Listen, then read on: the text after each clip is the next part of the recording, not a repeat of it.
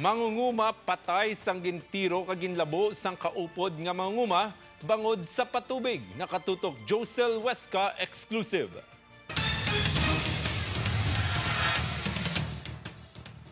Patay si Jennifer Sumagoy, 45 anyos, sang kabaryuan si Balom Antique, sang ginpulihan sang duha ka sospek bangod sa away sa patubig.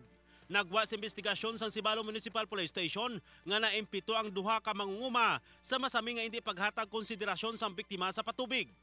Ginako sang duha ka sospek ang krimen kay wala nila napunggan ang kaakig sa masami nga ginahimo sang biktima nga pagsira sang kanal agud hindi makadiretso ang tubig sa ila ginaumhan nga talamnan. Tapos ginasingsingan na patamburong nagbatangan kay ay kalupa. Tapos kami ngayo nga kami sila may binubomba na sa babaw.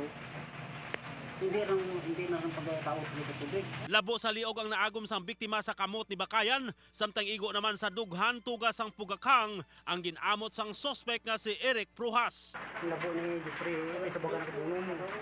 Si pati ako yung panang gambag na tapos gambag natin mo tiro lang ako ni pati ako damag na mo.